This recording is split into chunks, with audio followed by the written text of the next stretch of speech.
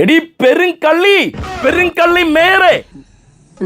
മേയറെ അറിയില്ലേ, ട്രിവാൻഡ്രം മേയറെ അറിയില്ലേ.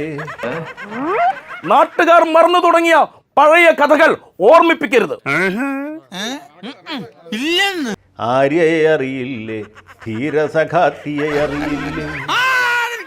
നിങ്ങളുടെ മുഖ്യന്റെ വാക്കുകൾ കടമെടുത്താൽ നിന്നെ പോലെയുള്ള ചെറ്റകളല്ല ഞങ്ങളുടെ മേയറും MLA-യും ആയിരിക്കേണ്ടത്. ഇയാളെ എംപാനലുകാരനെ പിരിച്ചുവിടും എന്നുള്ളത് ഒരു സംശയമില്ലാത്ത കാര്യമാണ്. തിരുവനന്തപുരം മഹാറാണിയായ മേയറമ്മയെ കണ്ടിട്ട് എംപാനലുകാരന് മനസ്സിലായില്ല എന്ന് പറഞ്ഞ് ഇതിനേക്കാൾ വലിയൊരു പോക്കണം കേട്ടുകൾ പിന്നെ വേറെ എന്തെങ്കിലും. ഇത്രക്ക് പോപ്പുലറായെന്നെ കണ്ടിട്ട് മനസ്സിലായില്ലടാ ജാടത്തേണ്ടി. അയാൾ എന്ത് തെറ്റാ ചെയ്ത്? നിങ്ങൾ പുറത്തു വിട്ട ദൃശ്യങ്ങൾ കാണുമ്പോൾ അയാളുടെ ഭാഗത്ത് ഒരു തെറ്റുമില്ലെന്ന് ബോധ്യപ്പെടും. നിന്നെയൊക്കെ കാണുമ്പോൾ കുനിഞ്ഞും കുമ്പിട്ടും വണങ്ങുന്ന ഇവിടുത്തെ ജനത്തോട് മാപ്പ് പറയണം. തടയരുത്. മേയർ ആയിരിക്കും കെട്ടിയവനും എന്താ കൊമ്പുണ്ടോ?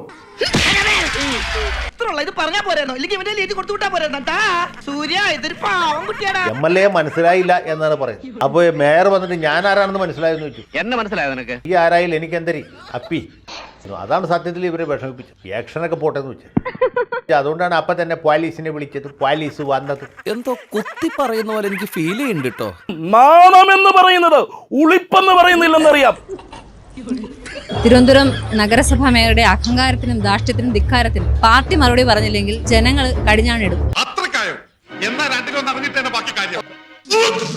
അയാൾ ഇവരുടെ കാറിന് സൈഡ് കൊടുത്തില്ല എന്ന് മാത്രമല്ല ഒരു പ്രത്യേക ആക്ഷൻ കാണിച്ചു എന്നാണ് പറയുന്നത്. കുണ്ണുവാവ പറഞ്ഞ പോലെ ഡ്രൈവർ ലഹരി ഉപയോഗിച്ചിട്ടില്ലെന്നും തെളിഞ്ഞു. ഷാജിയേട്ടാ ഇവിടെ ഡ്രൈവറിനെ പരിശോധിച്ച പോലെ മേയറിനെ പരിശോധിക്കേണ്ടേ സാറന്മാരെ? ഇതിലെന്തോ ചതിയുണ്ട് മുതലാളി.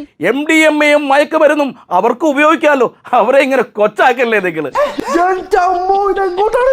വണ്ടിയുടെ ഉള്ളിൽ 2-3 നിരീക്ഷണ ക്യാമറകൾ ഉണ്ടെന്നാണ് അറിയാൻ കഴിഞ്ഞത്. അതൊന്ന് പരിശോധിച്ചാൽ തീരാവുന്ന പ്രശ്നമേ ഉള്ളൂ. എന്ത് മറന്നുപോയി. ഇനി ഒരു പക്ഷേ പണ്ട് ക്ലിഫ് ഹൗസിൽ ഇടിവെട്ടി ക്യാമറകൾ കത്തി നശിച്ച പോലെ ഈ ആനവണ്ടിയും വല്ല ഇടിവെട്ടി കാണുമെന്ന് എനിക്കറിയത്തില്ല. കള്ളിയാരെന്നും കള്ളനാരെന്നും പീഡകനാരെന്നും തിരിച്ചറിയാൻ ഇനി നമ്മൾ എന്ത് ചെയ്യുമല്ലയ്യ. ആ സമയത്താണ് ഗോവിന്ദൻ മാഷിന്റെ രംഗപ്രവേശം. അദ്ദേഹം സൈദ്ധാന്തിക വിശകലനം നടത്തി. പോലീസ് കേസെടുക്കും എന്ന് ഗോവിന്ദൻ മാഷ് ജാതിര പടിവിൽ പറഞ്ഞപ്പോൾ സൈബർ സഹായികൾക്ക് പെട്ടെന്ന് വയാഗ്ര കഴിച്ച പോലെ വലിയ ഉത്തേജനം. നോക്കാതെ ചെയ്തിരിക്കും. ക്യാപ്സൂൾ നിർമ്മാത സകല സംവിധാനങ്ങൾ ഉപയോഗിച്ച് ക്യാപ്സൂളുകൾ ഉണ്ടാക്കിക്കൊണ്ടേയിരിക്കുക. ചോര തിളക്കൽ എല്ലാ കാര്യത്തിലും നമുക്ക് നമ്മളോട് അനീതി കാണിക്കുമ്പോൾ വൃത്തിയോട് കാണിക്കുമ്പോൾ നമുക്ക് ദേഷ്യം വരികയൊക്കെ ചെയ്യും. അപ്പോൾ ഒരു പൊതുപ്രവർത്തനം എങ്ങനെയാണ് അതിനോട് പ്രതികരിക്കേണ്ടത് എന്ന കാര്യത്തിൽ മാത്രമേ ഒരു പക്വത കുറവ് എനിക്ക് ഫീൽ ചെയ്തിട്ടുള്ളൂ. അവന്മാര് പോങ്ങന്മാരായതുകൊണ്ട് വിശ്വസിച്ചു. ബുദ്ധിയുള്ള ആരെങ്കിലും വിശ്വസിക്കോടാ.